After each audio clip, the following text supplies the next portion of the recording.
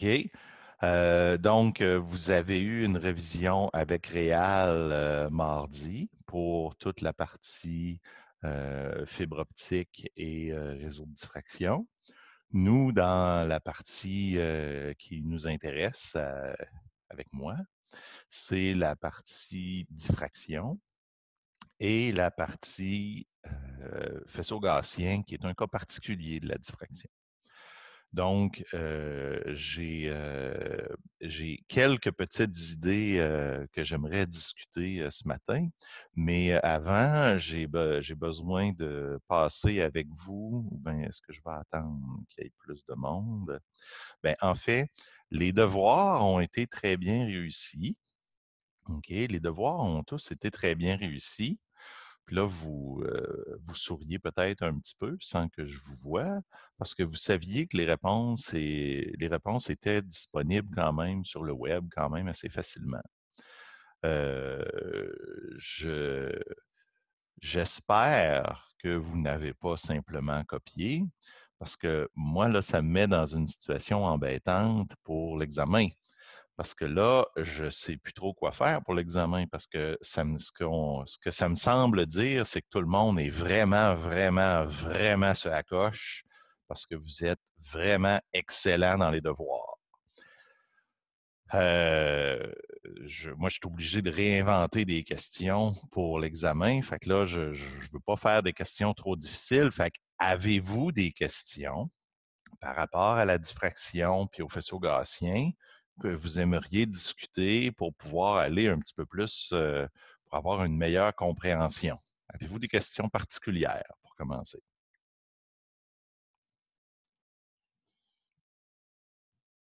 Non? Aucune question?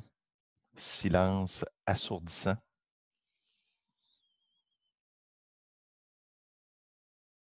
Rien. Ben ouais, j'ai une question, moi, Dan. Oui. Je peux te poser une question directement dans le GitHub. Ce serait Euh, le numéro 1.3 de faisceau gaussien. 1.3 de faisceau gaussien. Oui, attends, je pense que je les ai pas loin, justement.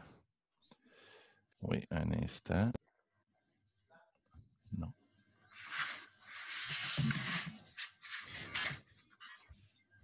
1.3 de faisceau gaussien. Les questions 07, attends un peu. Tu dis 1.3? Ouais, résolution angulaire. Là, je suis pas sûr que je te suis. 1.3 dans les 1.3 dans le GitHub, mais là, c'est la question dans la section 7. Ouais, dans faisceau gaussien, ouais. OK, puis tu veux la question 3. La Ouais, résolution c'est ça. angulaire. Oui, oui, oui, oui, oui, oui, la résolution angulaire. Oui. Dans le fond, j'avais abordé ça en disant que le diamètre du faisceau gaussien initial, ça serait 10 cm, parce que c'est ça le diamètre des forts. Puis que si on voulait pouvoir le résoudre, il fallait que quand ça arrive à notre pupille, il ne fallait pas qu'il soit plus grand que 0,75 m. Parce que sinon, il allait comme. Vu que la distance entre les forces, c'est 1,5 m. Si ça devient plus gros que ça, ben, ça fait en sorte qu'ils vont comme se superposer, fait qu'on ne pourra plus les résoudre. Ouais, ouais, ouais. OK. Il y a cette question-là. Je me rends compte que cette question-là, elle ne va pas dans les faisceaux gaussiens, elle va dans la diffraction. Elle ne devrait pas être dans cette section-là. Fait que c'est vraiment un problème de diffraction plus qu'en fait, c'est pas du tout un problème de faisceau gaussien. Parce que les faisceaux gaussiens, je rappelle que les faisceaux gaussiens, c'est toujours des problèmes avec des faisceaux cohérents, fait que ça va être des lasers. Quand on parle des faisceaux gaussiens, là, mais vraiment des beaux faisceaux gaussiens parfaits, il faut pas mal toujours que ce soit des lasers. Fait que là, ici, si on a les phares d'une automobile, ça ne sera pas un laser. Fait que là, peut-être que c'était pas clair, mais je le dis maintenant. Mais le reste du problème, c'est vraiment traité comme un, un, euh, un problème, un problème de diffraction de 2 points qu'on veut résoudre à l'œil. Est-ce qu'il y en a qui ont une idée comment qu'on ferait ce problème-là?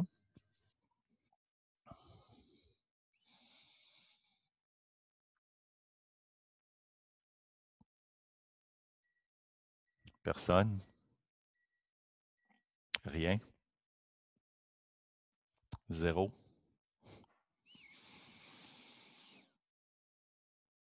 Rien? Est-ce qu'il y en a qui ont une idée comment on peut faire ce problème-là? OK, on va le dessiner ensemble. OK, on va le dessiner ensemble. Puis après, je vais aller vraiment dans les parties que j'aimerais discuter avec vous. Alors, je vais prendre ça ici. Je m'installe ici pour prendre des notes. OK, et voilà. Oui, et voilà. OK. Donc, je vais vous partager partager mon écran rapidement. La question. Qu'est-ce que la question? OK, j'ai besoin de la question ici. Comme ça, je vous montre mon écran. On va prendre mon écran qui va être ça ici. Donc là, vous voyez la question. On va lire la question ensemble. Résolution angulaire. Les phares d'une automobile sont séparés par une distance de 1,5 mètres. Les phares ont un diamètre de 10 cm et vos pupilles 5 mm. Jusqu'à quelle distance pouvez-vous résoudre les phares la nuit? Quelle question intéressante. Donc, comment est-ce qu'on pose le problème? Qu'est-ce qu'on fait pour poser le problème? Est-ce qu'il y en a qui peuvent m'aider? Est-ce qu'il y en a qui peuvent m'aider? Je vous donne toute l'attention du monde. Est-ce qu'il y en a qui peuvent m'aider? Critères de Rayleigh. Il y a quelqu'un qui dit critères de Rayleigh. Oui, mais là, il va falloir. Là, c'est pas évident. On peut. Là, si quelqu'un dit oui, critères de Rayleigh, ouais, OK. Mais de critères de Rayleigh de quoi, là? Il faudrait trouver une façon de poser le problème. Alors, je vous propose qu'on regarde ça ici. OK. Là, on a une voiture qui est ici.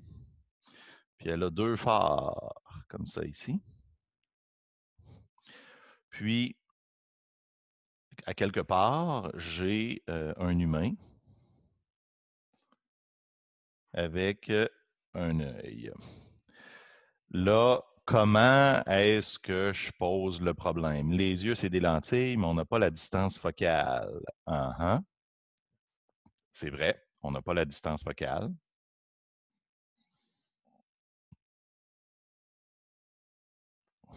Que fait-on?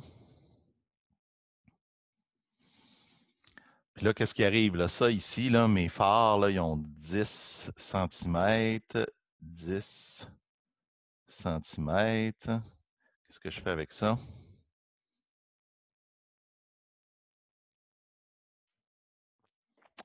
Votre silence m'inquiète.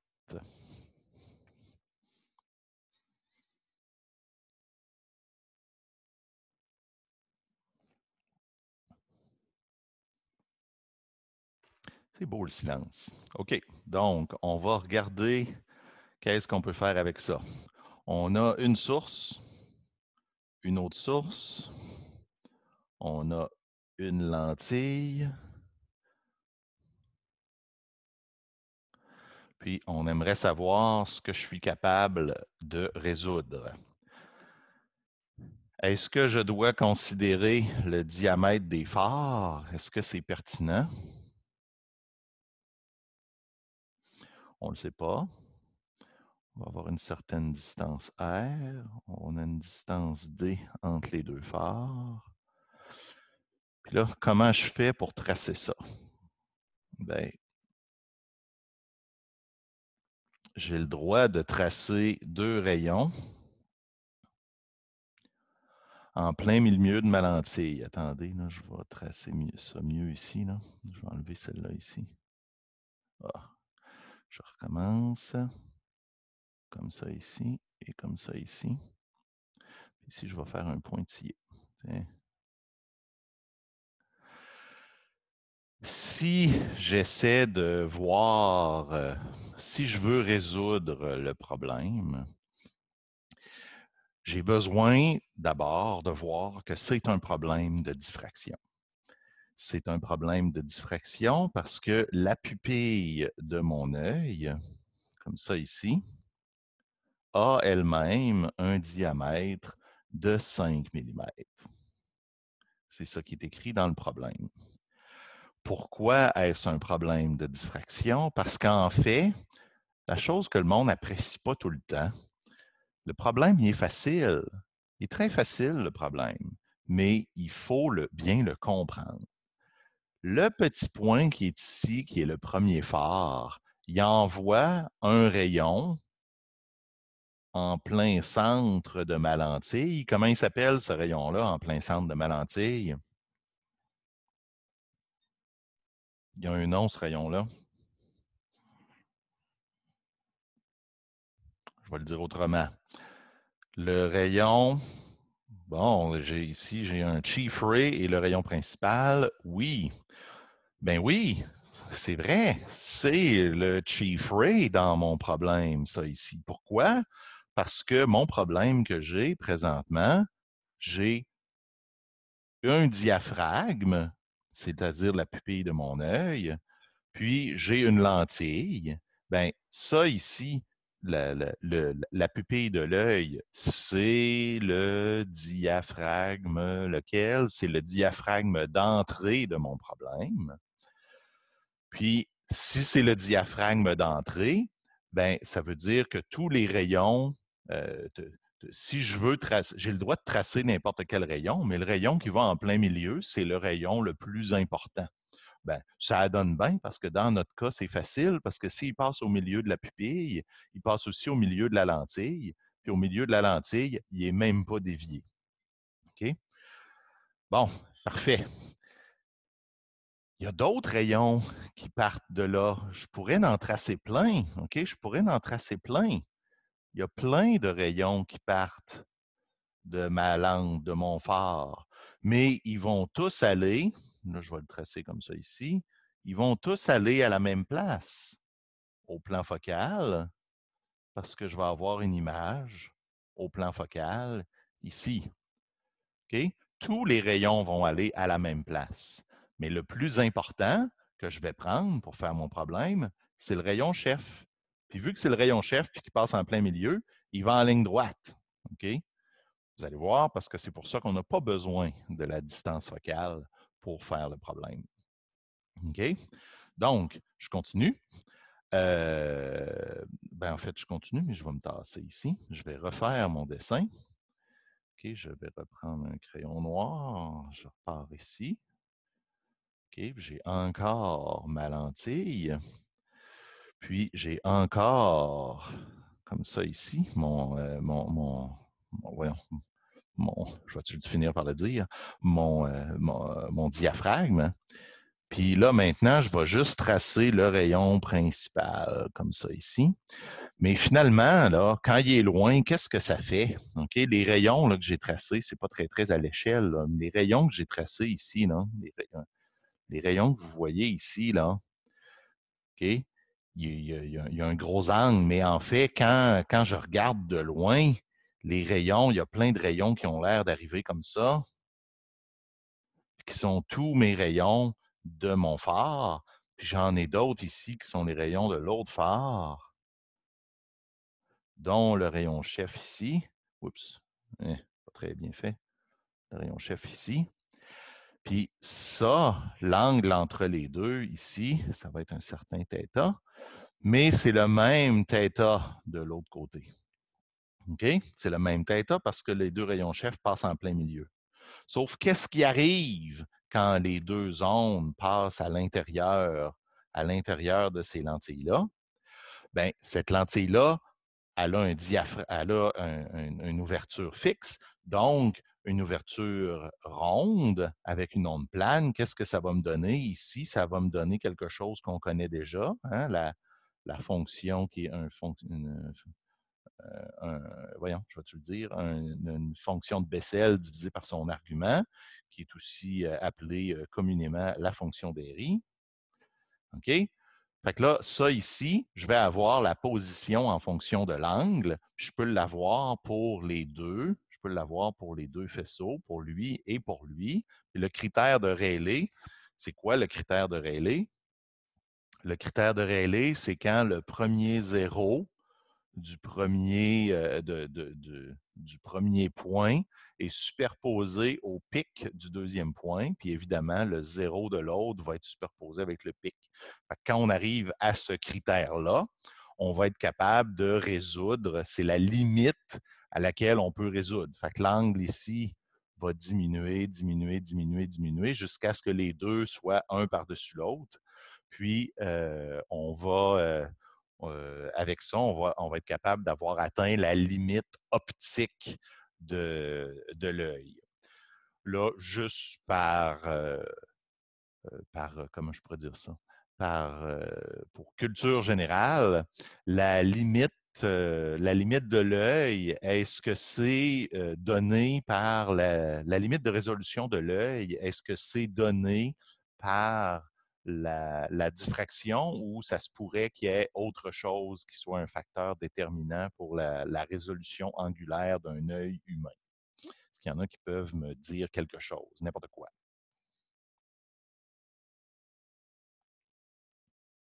Est-ce qu'il y en a qui ont des commentaires? Vous pouvez les écrire, vous pouvez les dire, vous pouvez les chanter. Vous pouvez les mettre sur YouTube, faire un Instagram, allez-y, n'importe quoi, je vous écoute. Dites-moi quelque chose. Êtes-vous encore là? Est-ce que mon Internet marche? Est-ce que mon Internet marche? Coudon. Oui. Bon, super. Une voix. Je suis content. Merci, Marianne. Ben, je pense que c'était Marianne. Est-ce que la résolution de l'œil, est-ce que vous pensez qu'il peut y avoir d'autres facteurs qui vont déterminer la résolution de l'œil? OK, je vais dire d'autres choses. Est-ce qu'il pourrait y avoir d'autres facteurs qui déterminent la résolution d'un système optique si c'était une lentille et une caméra? Le capteur de ta caméra. Oui, le capteur de la caméra. Fait que là, dans le cas d'un humain, le capteur de la caméra, c'est quoi?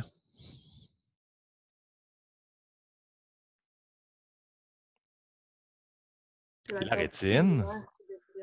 La rétine. La rétine, exactement. C'est la rétine. Puis dans la rétine, est-ce qu'il y a des pixels? C'est la quantité de nerfs. Oui, puis plus précisément, il y a des cônes et des bâtonnets, si vous vous rappelez votre vieille biologie, là, la biologie du cégep puis du secondaire.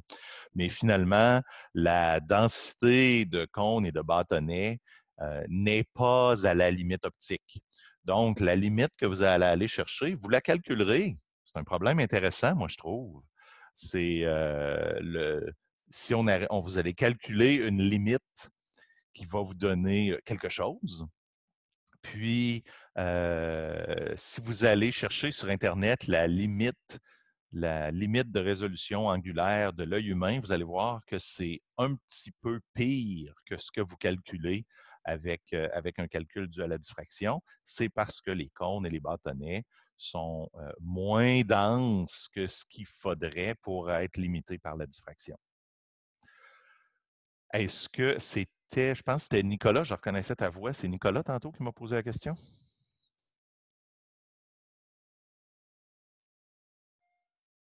Encore une fois, un silence assourdissant. Qui m'avait posé la question? C'était Thomas. C'était Thomas. Excuse-moi, Thomas, de t'avoir rebaptisé. OK. Je ne finirai pas le problème. OK? Je ne le finirai pas. Je vous demande de le finir. OK? Mais c'est parce que je sais que les gens. Oui, excuse-moi, Thomas.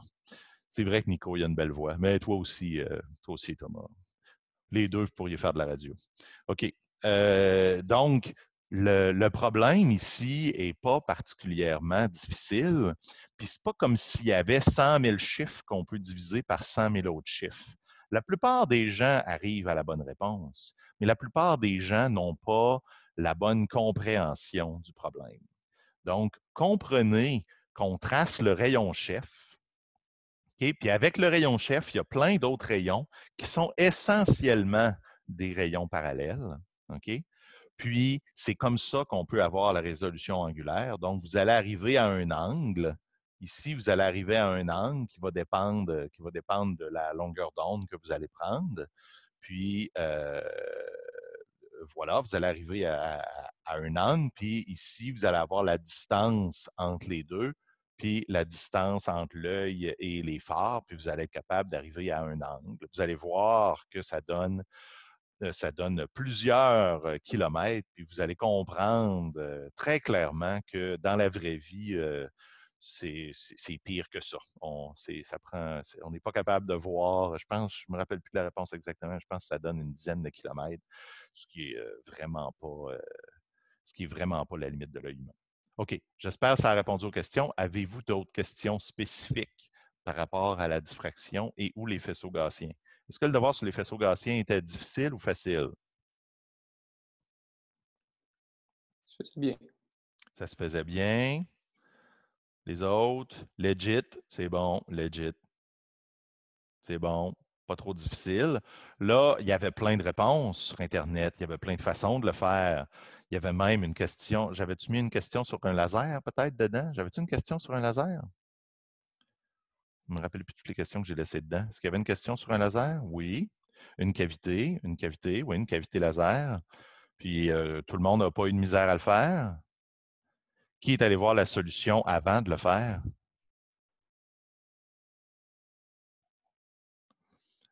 Qui l'a essayé avant de regarder la solution?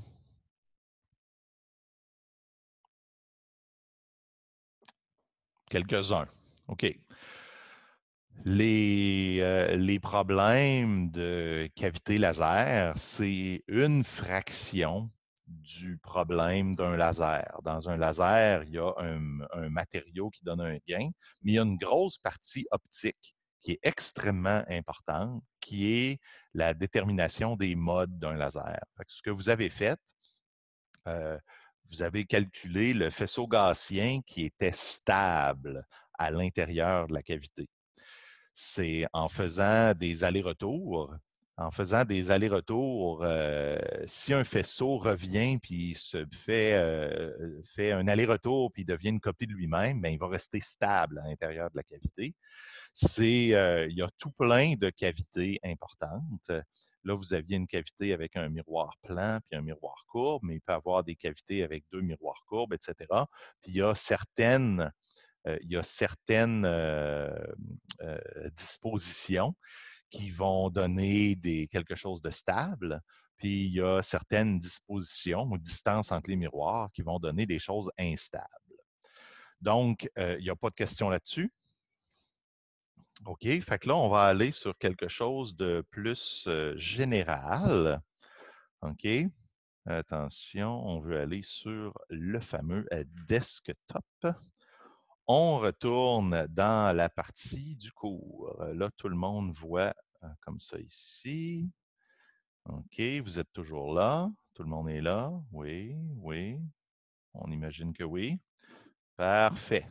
Donc, comment se prépare-t-on pour l'examen au niveau de la discipline? OK, on va dans la description du cours. On regarde les objectifs. Puis il y a ici diffraction et optique de Fourier. OK? Là, vous voyez, expliquer la diffraction et son origine physique, comprendre les conditions selon lesquelles une onde est diffractée ou non. Bien, ça, vous allez voir dans vos notes. Puis vous comprenez que je peux poser une question qui va être des mots. Hein? Expliquer la diffraction et son origine physique. Fait que supposons que je vous disais, je vous pose des questions sur est-ce qu'une onde plane diffracte? Vous allez me répondre. Vous allez me répondre, hein, bien sûr. Qu'est-ce que vous allez me répondre? Qu'est-ce que vous allez me répondre? Est-ce que ça diffracte ou ça ne diffracte pas? Ça ne diffracte pas. Pourquoi ça ne diffracte pas?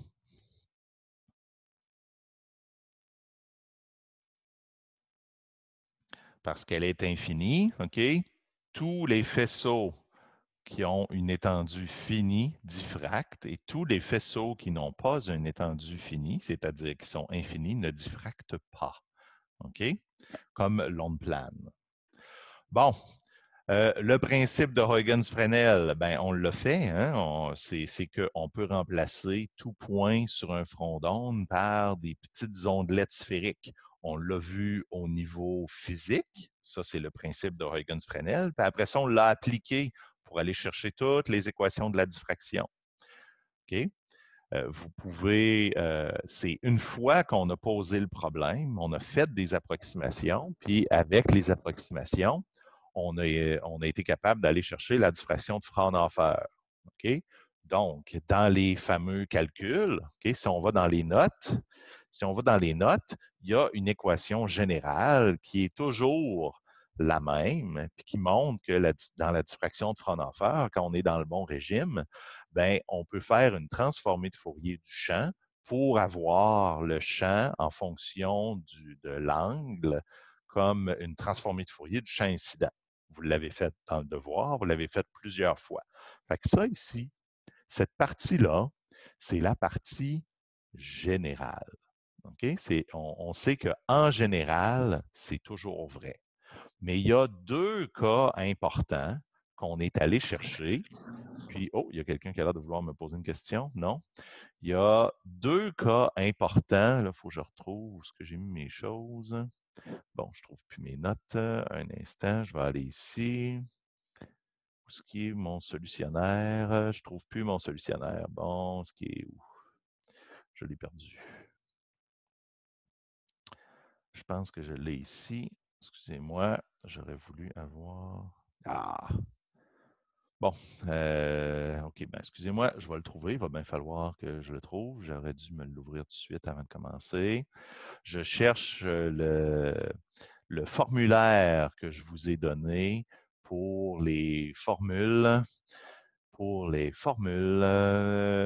en diffraction. J'imagine que ça va probablement être ici, je l'espère. Hop, hop, hop. Oui, bon. OK. La feuille de formule que vous avez le droit d'avoir à l'examen est la suivante. OK? Celle-là plus l'autre page qui est ici. OK?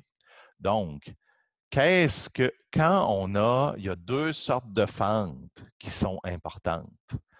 La fente circulaire, la fente carrée ou la fente rectangulaire sont très importantes. Bien, pour ceux-là, on a des solutions qu'on a déjà faites. OK? Là, ça ici, si vous regardez ça ici, OK?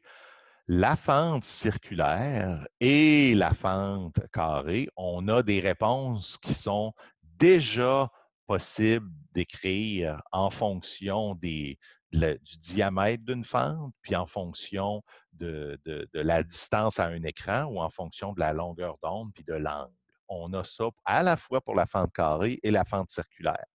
Fait que s'il y a un problème qui est une fente rectangulaire ou une fente circulaire, ben on n'a pas besoin de refaire la transformée de Fourier, on l'a faite. OK? L'important, c'est comme on a fait tantôt dans le cas de l'œil, comme je vous ai fait pour le cas de l'œil, il faut bien identifier quel est le faisceau, où est mon diaphragme qui fait diffracter, puis ensuite faire la correspondance avec les différents paramètres. Comme ici, par exemple, on va avoir dans le cas d'une fente, si j'ai une onde plane qui arrive dans une fente, bien, le diamètre de la fente, la distance de la fente où l'image est, la longueur d'onde, excusez, le diamètre, oui, le diamètre, la position sur l'écran, excusez-moi, la distance de l'écran à l'obstacle et la longueur d'onde. Puis avec ça, on a tout ce qu'il faut pour obtenir la largeur de la fente. OK? Puis, on sait que le premier zéro d'une fonction de Bessel, il est à 3,82. Fait que quand l'argument ici est égal à 3,82, ça me donne le premier zéro. On utilise souvent la distance entre le pic et le premier zéro comme la résolution. Puis, quand on remplace 3,82 est égal à l'argument, on arrive à la formule assez standard qui est que la résolution va donner 1,22 fois la longueur d'onde divisée par l'ouverture numérique ou la longueur d'onde fois le F-number. OK? Ça, c'est les deux cas. Excusez, j'ai ici un commentaire. On peut avoir une onde infinie non plane. Non, non, non, non. La seule onde qui ne diffracte pas, c'est l'onde plane. OK? Fait que là, pour la fente rectangulaire et la fente circulaire, on a des formules déjà prêtes. OK? Pour tout ce qui serait différent d'une onde rectangulaire ou circulaire, ben, il faudrait faire l'intégrale au complet. Il y a un cas particulier qu'on a fait plus en détail, c'est le faisceau gaussien. Mais si je vous dis un faisceau gaussien ou une fente gaussienne, ben c'est la même chose. Si j'avais un faisceau qui arrive dans une fente en amplitude gaussienne, ben ça va donner exactement la même chose que ce qu'on serait capable d'avoir avec un faisceau gaussien. OK? Puis le faisceau gaussien, lui, il était particulier parce que la fente carrée puis la fente circulaire, quand ça diffracte, ça ne reste pas un carré et ça ne reste pas un cercle. OK? On a la fonction sinc puis la fonction d'Airy. Mais le faisceau gaussien, lui, il est spécial. Le faisceau gaussien, il reste gaussien. Fait que pour lui, on a un formalisme particulier qui est le formalisme des faisceaux gaussiens. OK? On a un formalisme qui nous a permis d'aller chercher une définition générale d'un rayon complexe. OK?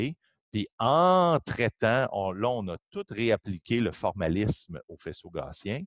Puis on a vu que le faisceau, il reste gaussien, mais j'ai juste besoin d'un paramètre qui définit un faisceau gaussien. Puis on l'a, notre paramètre. C'est le paramètre Q. Puis la correspondance entre le fameux faisceau gaussien, le paramètre du faisceau, le paramètre du rayon complexe gaussien et les vrais rayons et la vraie largeur dans d'un vrai faisceau, ben, c'est en prenant 1 sur Q. Okay? 1 sur le rayon complexe va nous donner 1 sur le rayon de courbure, puis lambda sur pi w carré où W est la largeur du faisceau. Okay? Et comment on transforme le faisceau? Bien, il y a une transformation générale que vous voyez ici. Okay? Tout rayon, tout faisceau gaussien, on peut transformer avec les matrices ABCD. Puis le cas particulier d'un faisceau qui se propage, bien, on peut aussi juste prendre le faisceau gaussien puis additionner la distance. On prend Q puis on additionne la distance. OK, je retourne aux objectifs ici pour donner un peu de perspective. On a fait la diffraction générale, on a fait la diffraction des fentes qu'on connaissait, les fentes les plus communes, dont la fente circulaire. Puis après, on est allé aux faisceaux gaussiens qui sont vraiment utiles pour les faisceaux laser, mais qui sont aussi une excellente approximation de la diffraction de plein d'autres faisceaux. OK. J'espère que ça donne un survol important et général. Maintenant, allez retourner, OK? Retourner ici, puis il faut en faire, OK? Je vais dire tout haut, OK? Si vous avez fait les devoirs de façon un peu robotique, en prenant peut-être la réponse ou en prenant la solution sans trop réfléchir, vous allez avoir des problèmes à l'examen. Vous allez avoir de la misère à faire les correspondances correctement. OK? Donc, prenez bien, prenez bien le temps de faire les problèmes pour bien les comprendre, bien poser les problèmes au lieu de simplement diviser à peu près, de diviser, de prendre, il y a le diamètre ici de quelque chose, je vais prendre ça ici. OK? Prenez le temps de bien poser le problème, puis ensuite, les réponses vont apparaître de façon assez simple. OK. J'aurais aimé que les gens soient à l'aise avec différentes transformées de Fourier. Pour l'instant, on va juste dire sachez reconnaître les transformées de Fourier si vous êtes capable. Puis expliquer et savoir calculer les propriétés des réseaux de diffraction. Bien, je pense qu'il y a eu un problème dans le devoir qui était là-dessus. où il y avait un petit masque de phase particulier sur une fente, puis c'est comme ça qu'on était capable de faire dériver, pas dériver, mais diffracter le faisceau vers l'ordre 1 pour que l'amplitude maximale soit à l'ordre 1. J'imagine que c'est maintenant quelque chose que vous comprenez très bien. Assurez-vous que vous êtes capable d'expliquer et de savoir calculer cette partie-là sans problème. OK. Puis ensuite, Réal vous a parlé des faisceaux d'amplitude, des faisceaux de phase, des faisceaux blasés.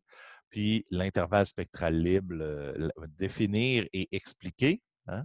Définir, ça veut dire définir. Il faut être capable d'écrire la définition de l'intervalle spectral libre sans même regarder dans ses notes. OK. Puis la dernière partie, les faisceaux gaussiens. Je vous rappelle, voilà ici, je vous rappelle que c'est écrit connaître et définir les différentes propriétés des faisceaux gaussiens. Le paramètre de Rayleigh, je vais vous demander définissez Z0. Je vais écrire Z0 égale, puis vous allez m'écrire c'est quoi la définition de Z0. Est-ce qu'il y en a qui le connaissent par cœur déjà?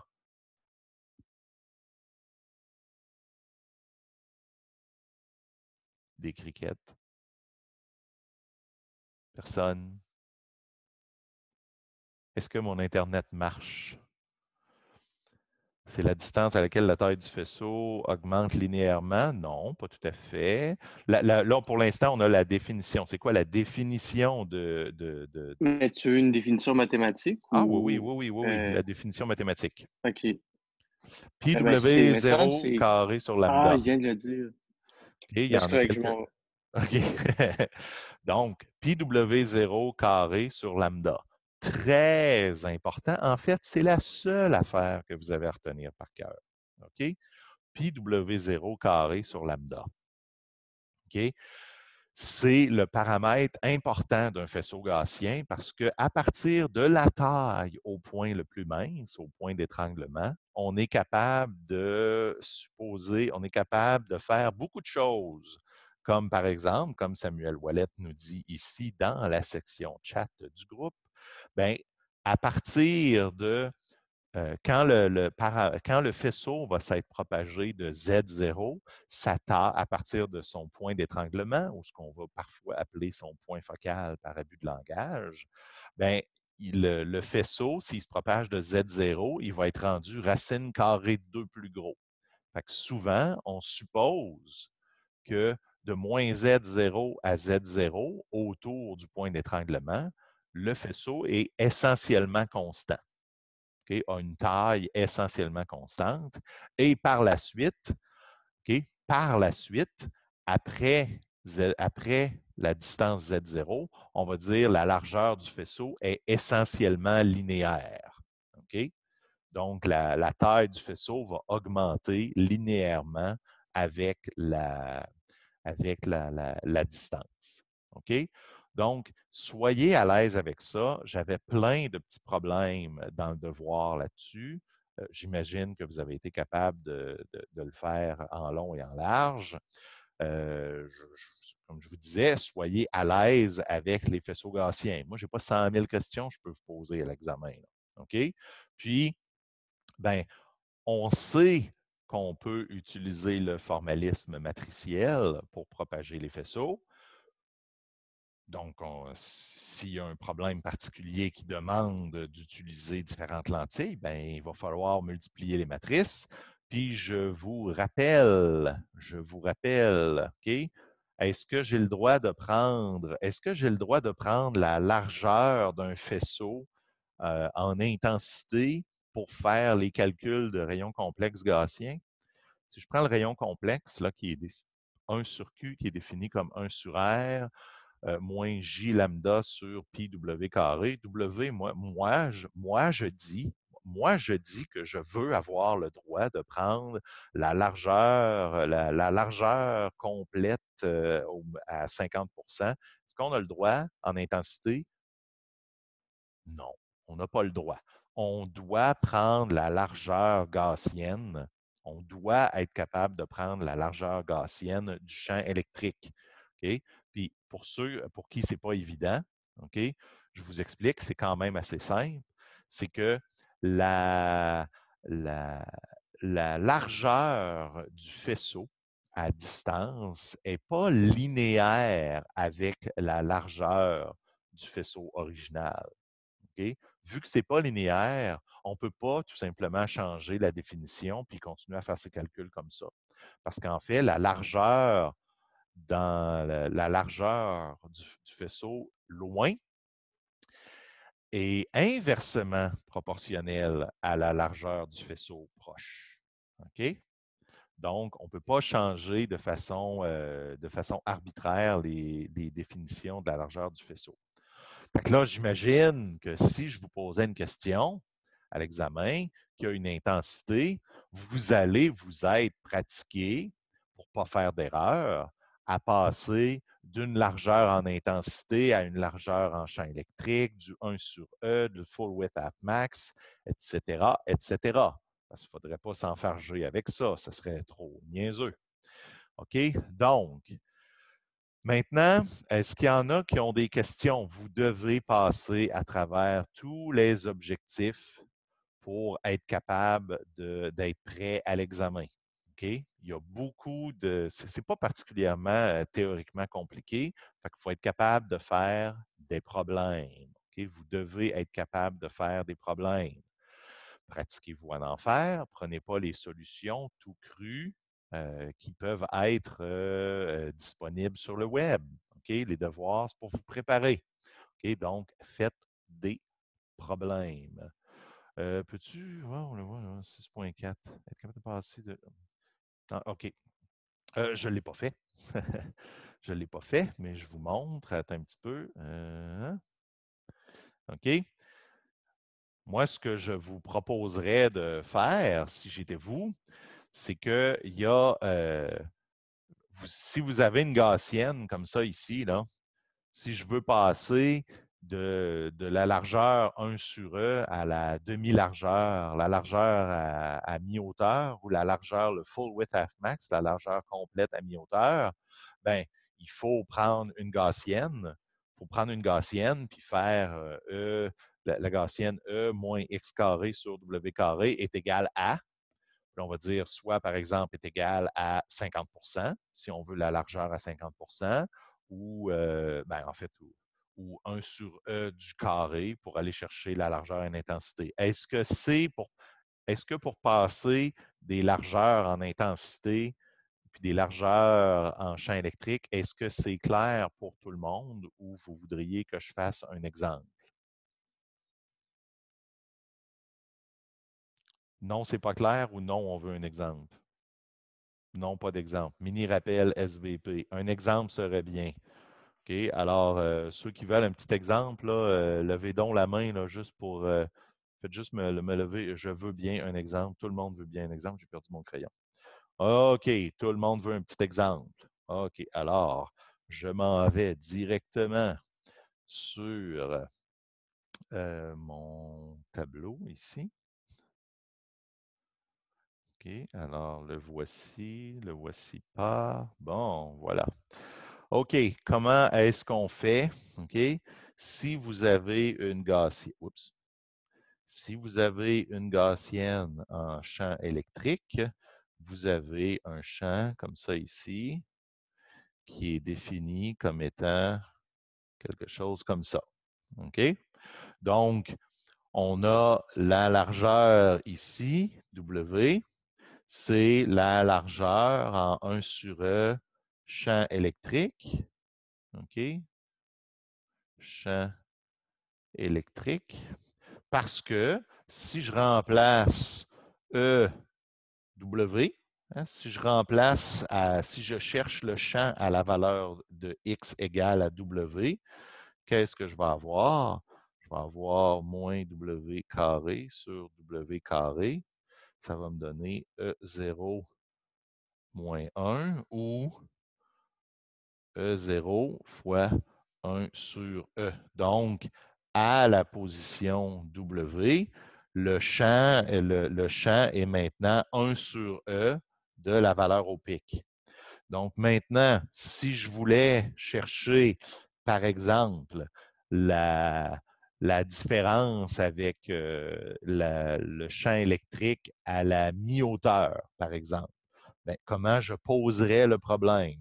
Ça ici, c'est ma définition générale de mon champ électrique avec le W qui m'intéresse. Bien, supposons que je cherche la largeur à mi-hauteur. Bon, ben, j'ai un champ électrique comme ça. Puis, j'ai mon point 1 sur E qui est à peu près ici. Ça, c'est ma gaussienne. Puis, j'aimerais beaucoup avoir le point ici à mi-hauteur. Ça, ici, c'est mon point 1 sur E. Donc, comment je fais ça? Bien, je vais dire, j'aimerais avoir, je cherche le point à la mi-hauteur. Je vais l'appeler ici, là, ben, je vais l'appeler H. OK, vous allez voir, parce que tantôt, je vais faire W, je vais faire F. Donc, X de H, X, c'est le half width. OK? Donc, ici, c'est 0. Puis le point ici, ça va être XH. Bon, ben à XH, j'aimerais beaucoup avoir E à la moins X carré H sur W carré. J'aimerais que ça soit égal à E0 sur 2. Oui. OK, donc je continue. Je peux enlever les E0. Puis je me retrouve avec E moins X carré H sur W carré est égal à 1/2. Comment je fais pour me rendre, pour isoler H? Oups.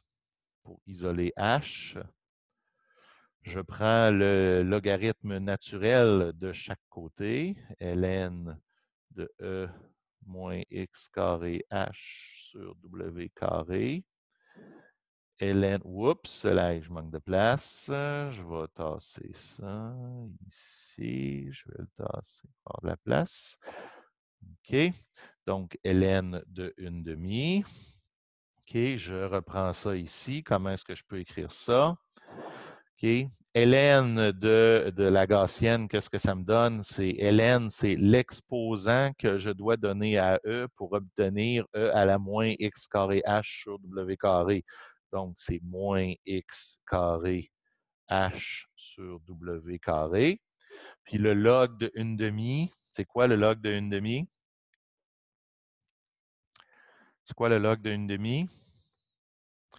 Je ne le sais pas, mais ln de 1/2, c'est la même chose que ln de 1 moins ln de 2.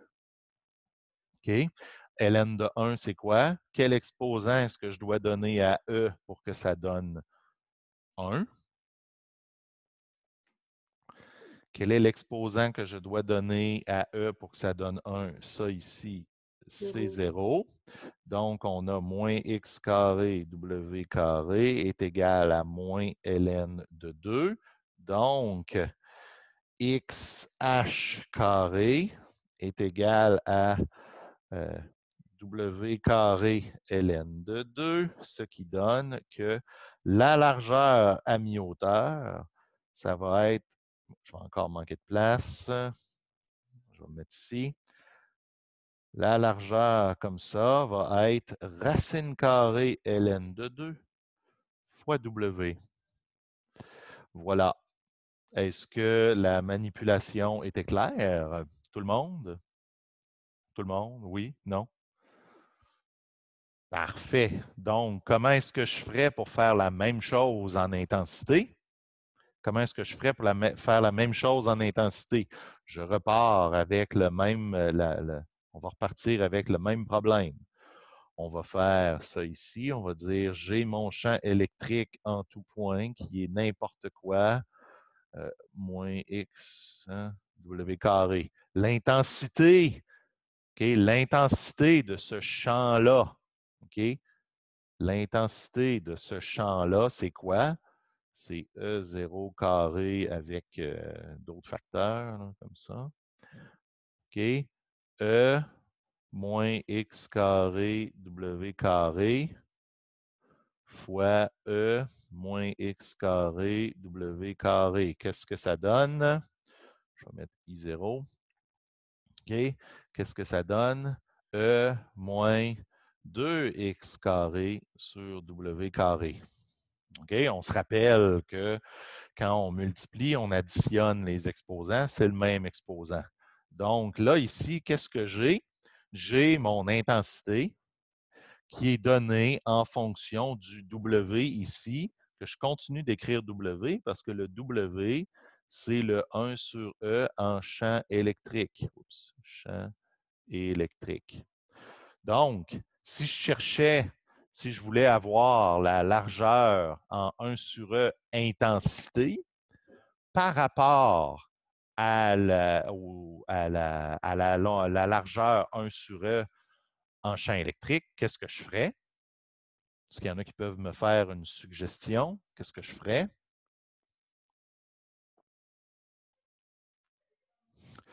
Je vais vous le dire. Ah, Mathieu. Vas-y, Mathieu. Tu mets ça égal à I0 sur E. Tu mets ça égal à I0 sur E.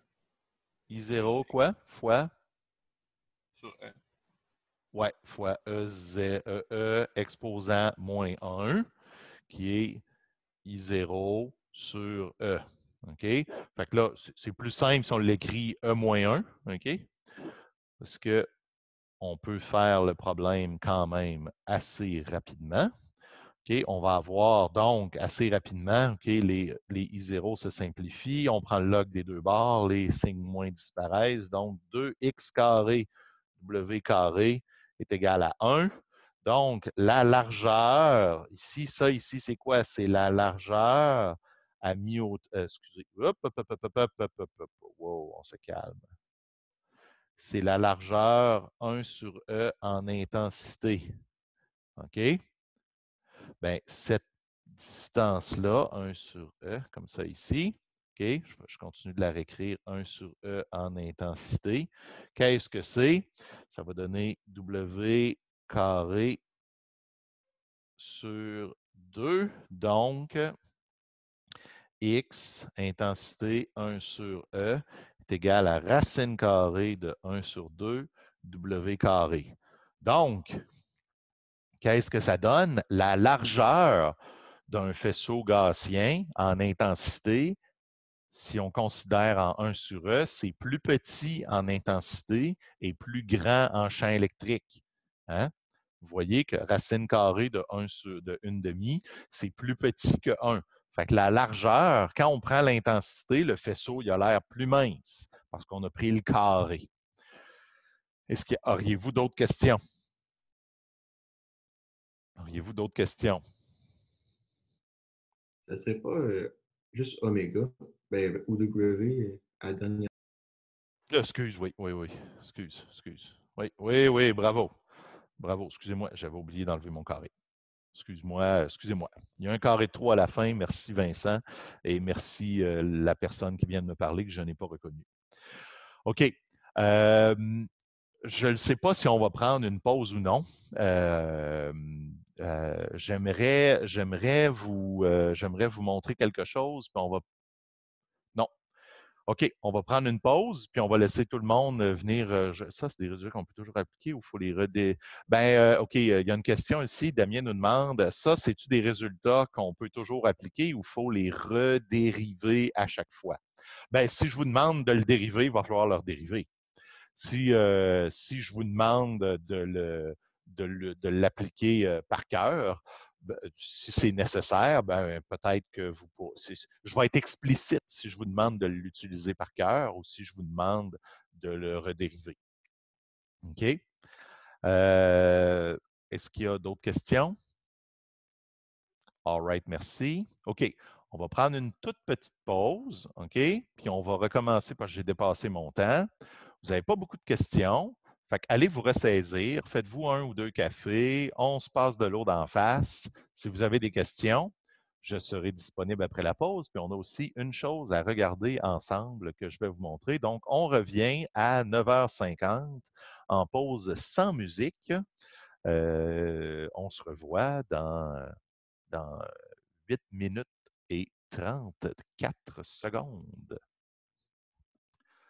Alors, bonjour tout le monde. On serait donc maintenant de retour. Êtes-vous avec moi? Si vous êtes avec moi, levez votre main, s'il vous plaît. Mar, Sarah, Frédéric, Chouchou, Mathieu, tout le monde est là. C'est donc bien fin. Bon, je répète encore, je suis disponible pour les questions, mais avant, OK, maintenant, si vous laissez vos mains levées, je vais supposer que vous avez des questions. Est-ce que, Mathieu, tu sembles avoir plus de questions? OK. On va juste regarder une dernière chose ensemble. Ensuite, je vais laisser la table, la place à vous. Vous avez probablement reçu, qui a entendu parler des déclarations d'intégrité? Qui a entendu parler des déclarations d'intégrité dans leur cours? Personne? Quelques-uns?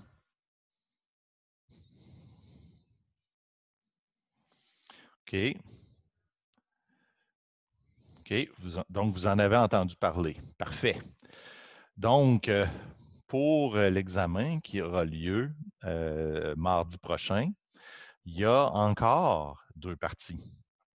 Il y a encore vraiment 2 parties. Il y a encore une partie où vous n'avez pas le droit à vos notes, puis une partie où vous avez le droit à vos notes. Vraiment. Puis, on n'a pas il n'y a aucune intention de vous surveiller par vidéo. En fait, on n'a pas le droit. Puis, on est des adultes, tout le monde est des adultes. Donc, vous allez signer une déclaration d'intégrité que vous allez trouver qu'on va vous faire, on va vous envoyer. Puis, vous allez pouvoir la mettre directement dans la boîte de dépôt sur le site de cours. Puis, dans la déclaration d'intégrité, OK? Dans la déclaration d'intégrité, ce qui n'est pas facile, OK? Mais vous allez voir que, par exemple, OK? Ne pas avoir consulté, utilisé en tout ou en partie d'un travail, ne pas avoir eu en ma possession du matériel non autorisé pour l'examen, d'avoir réalisé l'examen seul, sans l'aide de d'autres personnes, parce que, comprenez bien, là, on comprend très bien que tout le monde à la maison peut s'installer puis se faire une fenêtre de chat à côté, là. Puis on n'ira pas vérifier. OK? Vous remettez une déclaration d'intégrité. Donc, vous allez faire l'examen avec vous et votre intégrité. OK? Donc, on ne sera pas là pour vérifier, mais vous allez avoir signé cette déclaration d'intégrité. Donc, quand on va mettre des consignes dans l'examen, on s'attend à ce que vous les ayez, que vous les suiviez. Voilà. Donc, c'était assez important. Okay? Il y a 27 personnes, en tout cas, qui sont présentement dans la vidéo qui savent ça. Donc, je vais vous envoyer les instructions pour que vous puissiez signer la déclaration d'intégrité, qui n'est rien de plus qu'une déclaration sur l'honneur. OK?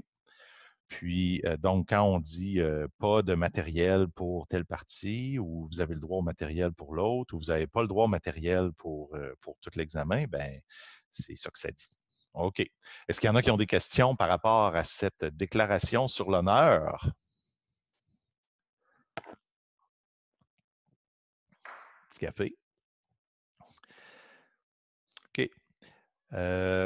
Donc, est-ce qu'il y en a, là, il y en a que vous dites que vous l'avez, là. Est-ce qu'il y en a qui l'ont déjà, il faut la signer pour chaque cours, hein? Est-ce que vous l'avez déjà signé dans d'autres cours? Ah oui, parfait. Personnellement, oui, mais c'était dans un cours hors bac, fait que pour les autres, je sais pas. OK. Bon, ben super. Fait que, donc, ça ne sera pas une surprise. Puis, ben, nous, on va considérer que la situation est identique à un examen en salle de cours. OK.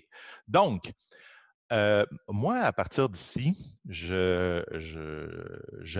je considère que j'ai donné tous les problèmes en devoir qui peuvent avoir une allure de ce qui est donné à l'examen. Et il y en a beaucoup pour lesquels les réponses étaient disponibles sur le web. Fait qu'à partir de maintenant, moi, si vous n'avez pas de questions particulières, moi, je reste en ligne jusqu'à 10h45, mais je vais répondre à vos questions. Ça peut être des questions de compréhension, ça peut être des problèmes, ça peut être un peu n'importe quoi. Je suis prêt, je suis ouvert. Ceux qui n'ont pas de questions, vous n'avez qu'à partir. Puis ceux qui veulent rester, vous n'avez qu'à me poser des questions. Donc, je suis là. Vous avez même le droit de mettre vos vidéos si vous voulez. Je vous écoute. Je vous écoute ou je vous regarde disparaître. C'est correct aussi. Oui, pour Tipop, je vais être disponible après. Je suis beaucoup en retard. J'avais 4 cours en même temps cette semaine. Avez-vous des questions? Est-ce qu'il y en a qui ont des questions? Avez-vous des questions? Est-ce qu'on va avoir les dernières corrections de devoirs avant l'examen? Oui, oui, oui, oui, oui, oui, oui. C'est certain. En tout cas, c'est certain que vous allez avoir fait Saugassien. C'est certain que vous allez avoir fait Saugassien. Puis j'imagine que Réal va avoir eu le temps de corriger vos parties. Vous avez reçu l'autre partie de diffraction, vous l'avez déjà reçu? Oui. Ah, il y a un devoir à remettre le jour de l'examen. Bon, OK. OK, ben, donc ça, c'est la partie fibre. J'imagine que OK, je ne sais pas quoi dire. Je vais vous laisser discuter avec Réal. Mais oui, vous allez avoir Faisceau-Gaussien qui n'est pas particulièrement difficile. Est-ce qu'il y en a qui avaient des questions en particulier dans Faisceau-Gaussien qui ont trouvé difficile que vous voudriez que je fasse?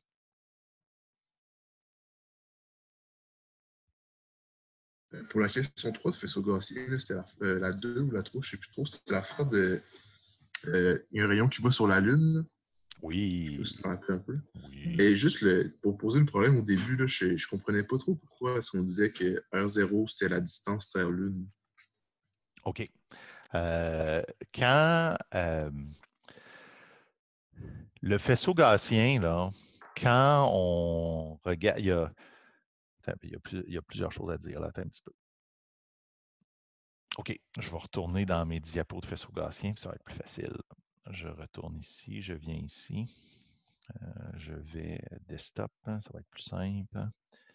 Faisceau gaussien, hop. Si j'ai mis mes faisceaux gaussiens ici. OK. Quand on regarde les équations du faisceau gaussien, et voilà ici. OK? Oups, c'est un petit peu, là, j'ai des affaires partout, là. On va tasser ça, on n'a pas besoin de ça. OK. Donc, là, vous voyez mon écran. Oui. Là, moi, je ne vous vois plus trop, mais en tout cas, je suppose que vous voyez mon écran. Si vous ne voyez pas mon écran, parlez. Puis, quand tu fais la propagation du faisceau, puis que tu regardes le rayon de courbure, je ne sais pas si j'ai de la misère un petit peu avec... bon, quel tort. Ça ne marche pas comme ça. Je vais prendre... Ça va mieux avec mon iPad. Un instant. Je m'en vais dans mes diapos de iPad, comme ça ici. Puis là, ça va être plus facile. J'arrête de partager ça ici. Et je vais plutôt partager ma faisceau gaussien. Tasse-toi, Rémi. Lulu, s'il te plaît, tasse-toi. Non, Lulu, il faut que tu te tasses. OK. Attention, faisceau gaussien. Où sont mes faisceaux gaussiens? Voyons, c'est que j'ai mis. S'il te plaît, Lulu, il faut que tu t'en ailles. Bon, je ne trouve plus ma courbe. Je ne trouve plus ma courbe. Où est-ce que j'ai mis ma courbe?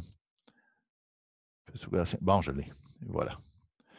OK, comme ça ici. Donc, oui, vous pouvez aller faire vos devoirs avec Madeleine. OK? Les deux, installez-vous dans la dinette. OK. Donc, on retourne. Voilà. OK. Donc, qu'est-ce que je voulais montrer?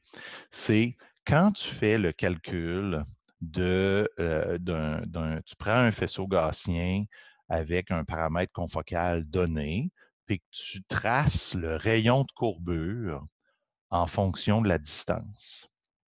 Tu obtiens que ça ici, c'est le rayon de courbure d'un faisceau gaussien, puis à la position ici, à la position 0, on est au point d'étranglement. Qu'est-ce qu'on voit? Okay? Les deux courbes ici, là, c'est essentiellement la même chose. Okay? Donc, ici, le rayon est au point d'étranglement ou au point le plus petit ou au point focal. La largeur est au plus petit. Le rayon de courbure, de quoi a l'air le rayon de courbure? Juste par le dessin, vous le voyez, mais finalement, c'est une onde qui a un front d'onde plan. Okay? Il y a ici, il y a un profil gaussien d'une certaine largeur, mais il y a un rayon infini. Il y a un rayon infini parce que le front d'onde est plan. Puis aussitôt qu'il commence à se propager, vous le voyez, aussitôt qu'il commence à se propager, il commence à se courber de façon positive.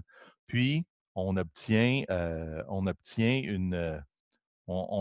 rayon qui va diminuer, puis il va être minimal ici au paramètre confocal. Puis ensuite, OK, puis là, c'est là-dessus que je réponds à ta question.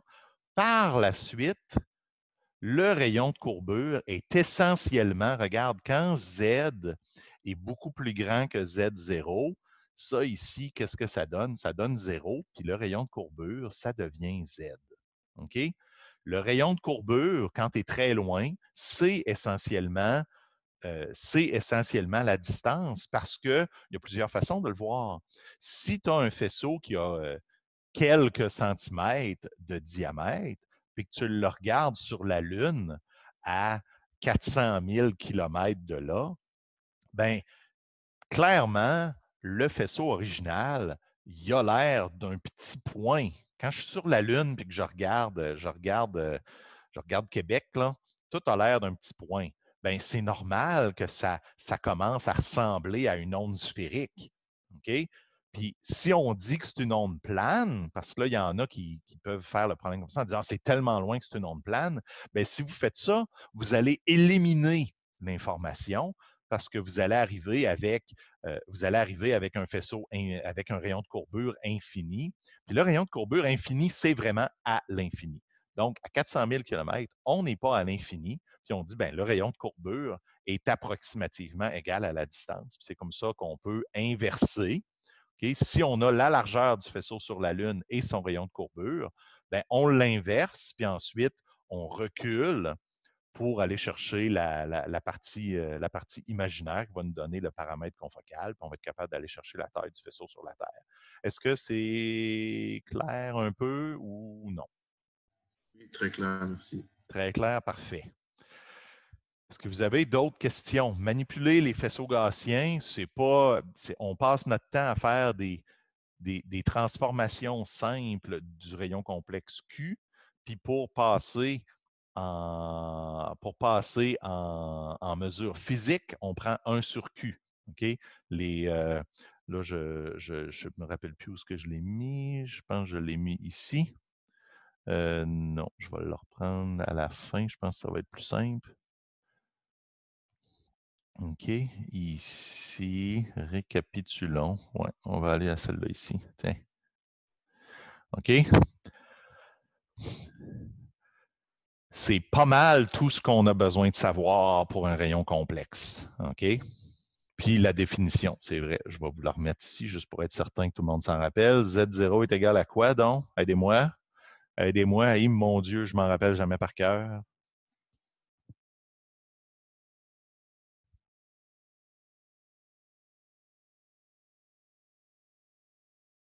Mon Internet marche-tu? Est-ce que mon Internet... C'est pi oméga 0 sur lambda, me semble. Pi oméga 0 sur lambda. Vite, vite, vite, les unités. Vite, les unités. Les unités de pi, les unités de W0, les unités de lambda. Merde! Merde, il y a sûrement un problème. W0, c'est une distance. Lambda, c'est une distance. Ça fait que Z0 n'a pas d'unité. Shit, il manque quelque chose.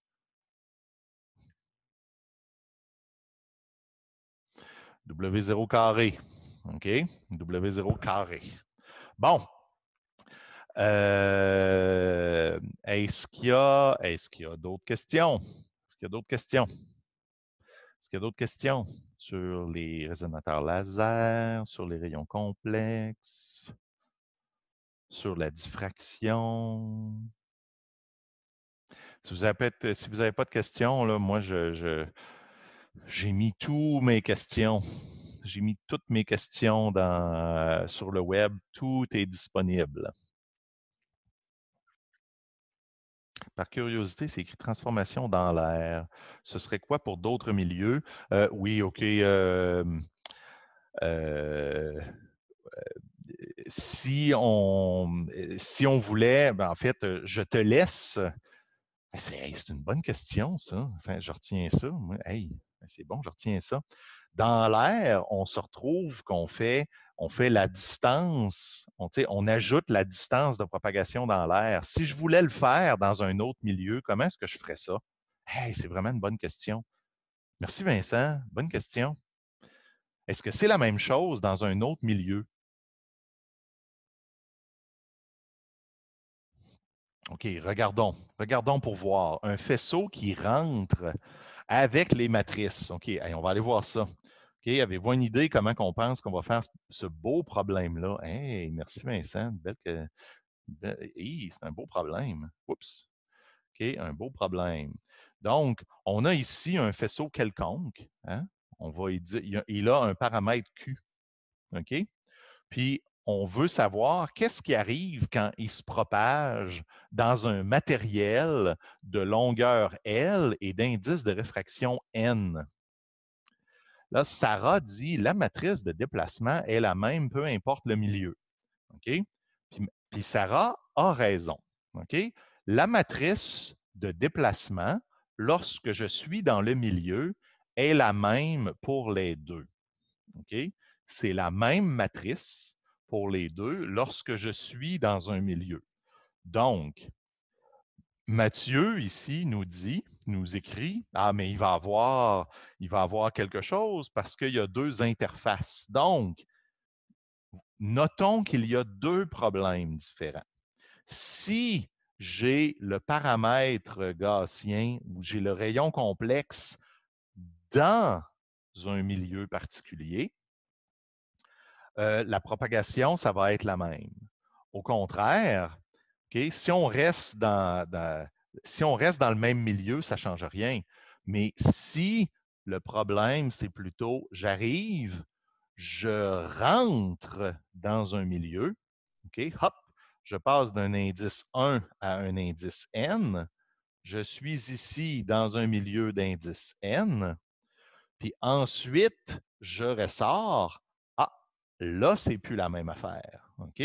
Parce que là, je vais avoir la matrice d'une interface infinie. C'est quoi donc ici? C'est quoi la matrice? La première matrice? 1 sur n. Ensuite, je me propage d'une distance L. Puis ensuite, je ressors. Puis là, maintenant, je passe d'une interface d'un milieu d'indice n à un milieu d'indice 1.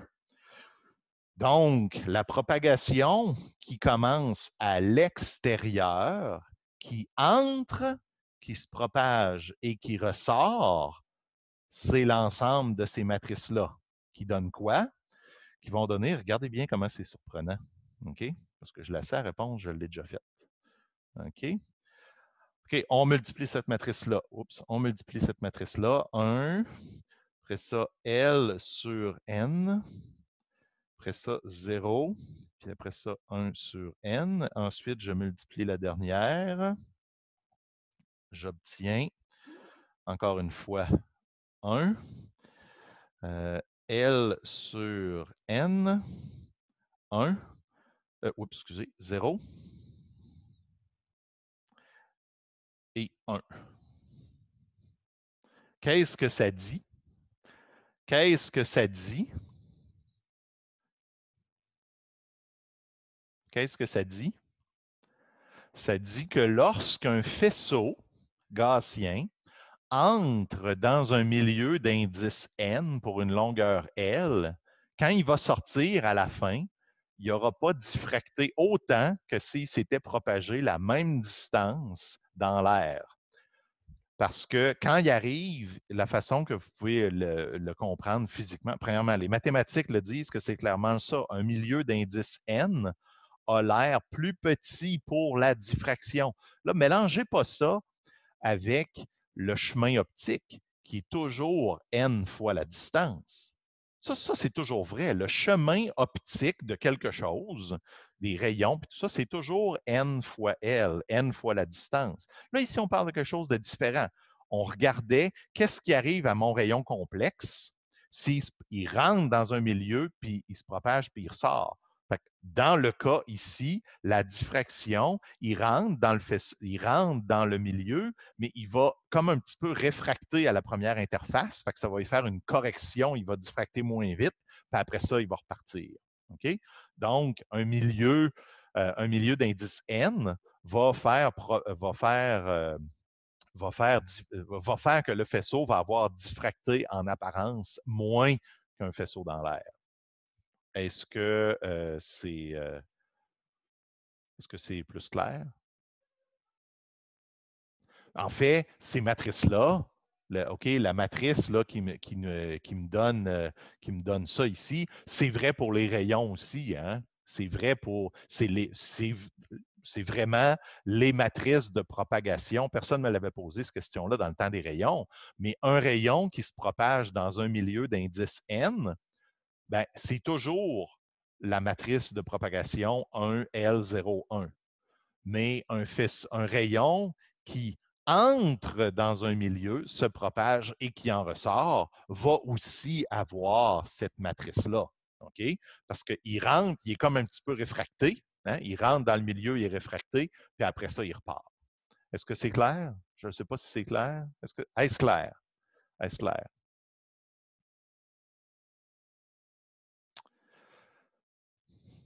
Oui, c'est clair. Parfait. Avez-vous des questions? Sinon, vous êtes cordialement invité à aller vous préparer pour le reste de vos examens et vos autres devoirs, etc. Moi, je reste en ligne jusqu'à 10h45 s'il y a des questions.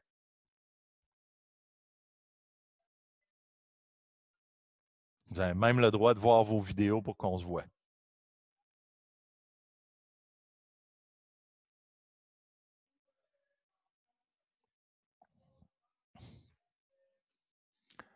Tout le monde, êtes-vous là?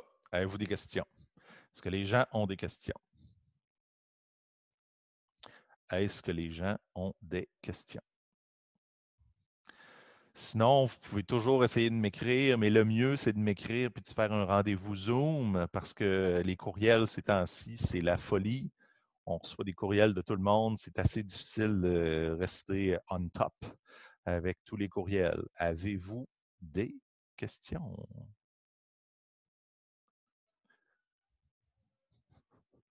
Ceux qui seraient intéressés, par hasard, vous pouvez aller voir le module Python Ray Tracing qui peut aussi propager les faisceaux gaussiens. Puis, il peut aussi faire plein d'autres belles choses. Vous pouvez vérifier vos réponses avec ce fameux module. Les gens disparaissent un par un.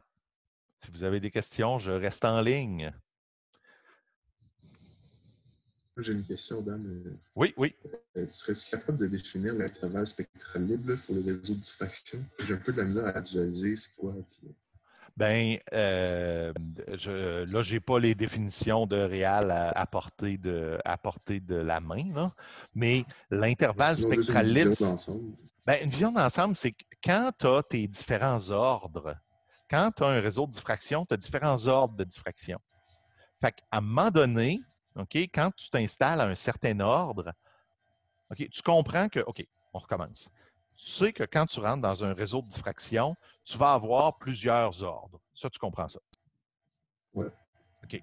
Fait que, puis l'ordre 0, il ne sert à rien. Hein? L'ordre 0, il ne sépare pas les couleurs parce que tout le monde va par en avant. Le premier ordre qui commence à séparer les couleurs, c'est l'ordre 1. Okay? Mais après l'ordre 1, il va y avoir l'ordre 2. Okay? Fait que si à un moment donné, ton faisceau qui part de l'ordre 1, à un moment donné, il va superposer. Si tu changes la longueur d'onde, à un moment donné, là, tu vas arriver pour une longue longueur d'onde, une grande longueur d'onde, qui va être superposée à l'autre ordre. OK? Fait que quand ta lumière de l'ordre 1 s'en va sur l'ordre 2, ben, c'est que tu as atteint ta limite. Okay? Il y a une limite maximale de ce que tu peux faire. Fait que ton intervalle spectral libre, c'est ça. Est-ce que ça aide-tu, ça, comme explication? Ouais, quand même, mais je pense que c'est peut-être plus au niveau des formules que tu as de la misère à comprendre. Les formules, c'est. Ouais, le mieux, ça serait d'aller demander à Réal, parce que moi, les formules, je ne les connais pas par cœur. Mais je pourrais aller voir. Là, vous voyez tout mon écran. Moi, je suis toujours ouvert. Je suis toujours ouvert à essayer de vous aider. Alors, je vais aller moi-même sur le cours. Je vais aller voir les notes à Réal. OK, ça comme ça. Sinon, je pourrais screen share, mais je l'ai l'équation de l'intervalle. Ben, envoyez donc, screen share nous ça. Voyons, Monsieur Schooner. Voilà.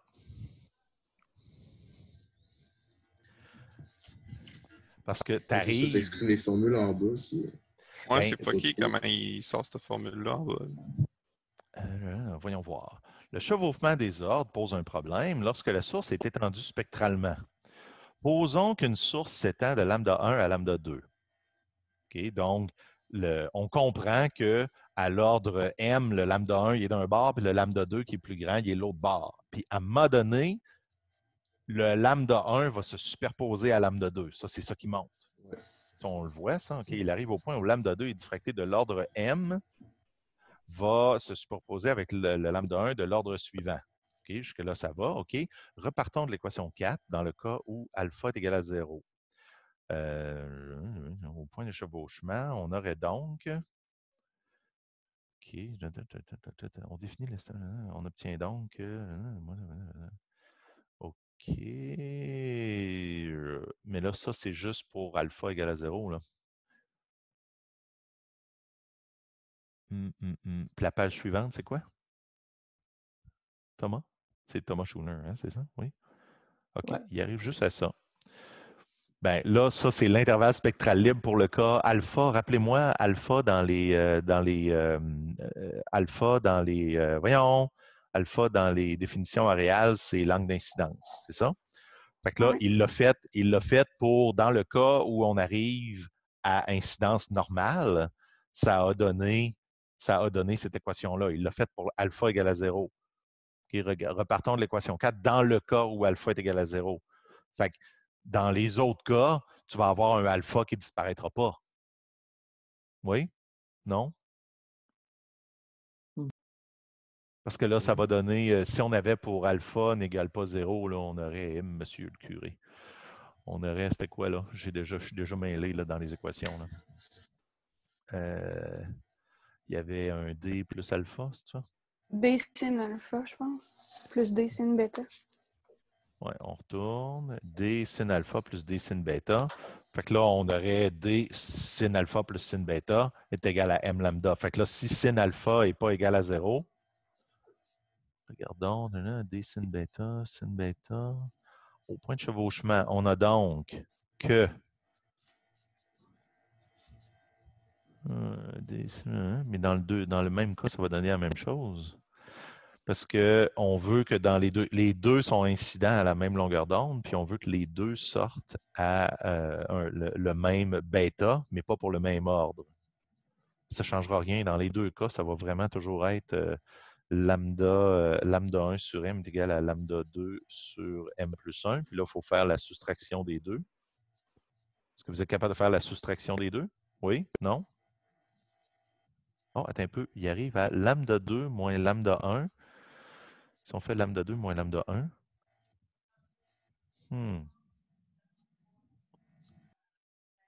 Là, est-ce que vous comprenez d'où vient l'équation jaune, là? Parce que moi, il m'a l'air de me manquer un petit quelque chose. Voyons voir. C'est ça qu'on avait remarqué, qu'on se demandait d'où c'est que ça venait, puis on comprenait pas. Voyons voir. Je vais le faire avec vous. Je vais le faire avec vous. J'ai pas peur. J'ai pas peur. Je le sais pas. Donc, on a... oups. Il n'y a personne qui est capable de redériver ça. OK. Fait que là, je pourrais... Ben, on va... OK. Je suis en train de l'écrire. Lambda 2 M plus 1 est égal à lambda 1 M. OK. Donc, ça va arriver pour un certain delta lambda. On définit delta lambda. On obtient donc... OK. Ben, à partir de son équation précédente, OK, on est capable de réécrire lambda 2 en fonction de lambda 1. M plus 1 sur M. C'est pas une très bonne nomenclature, là, mais on est capable d'obtenir le lambda 2 qui correspondra au lambda 1 lorsqu'ils seront superposés. Moi, je mettrais un petit prime. Là, vous ne voyez pas mon écran. Hein? OK. Vous ne voyez pas mon écran. Il faudrait que j'enlève celui. Là, je vais tout écrire les équations. F est égal à lambda 1 moins lambda 2 moins lambda 1. Puis là, lui, il dit lambda 1 sur M, lambda 2 sur M plus 1. OK. Fait que là, j'arrête le sharing de Thomas. C'est ça, hein, Thomas, je ne t'ai pas rebaptisé, là? Tu t'appelles encore Thomas? Oui, oui. Oui, OK. Fait que là, OK, j'ai réécrit les mêmes équations. OK, mais ça ici, là, ce qu'on a ici, ça, c'est lambda 2 sur M plus 1 égale à lambda 1 sur M. C'est lorsque il y a chevauchement des deux longueurs d'onde. OK? Fait que ce que j'ai réécrit ici, c'est quoi? C'est le lambda 2 qui chevauchera lambda 1 de l'ordre suivant. OK? Ici, c'est pour ça que j'ai mis des petits primes, là, parce que lambda 1 et lambda 2, c'est des paramètres indépendants dans une source. OK? Sauf que ici, il y a chevauchement lorsque. OK? Lorsque. Donc, ici, si je veux faire, là, j'ai besoin de mon crayon. Ici, là, si je définis l'intervalle spectral libre comme la différence entre la différence entre lambda 2 et lambda 1 lorsqu'ils se chevauchent, OK, le maximum avant que ça se chevauche, ben, je peux l'écrire. Je peux écrire ici lambda 2 en fonction de lambda 1 parce que ça va me donner M plus 1 sur M, comme ça.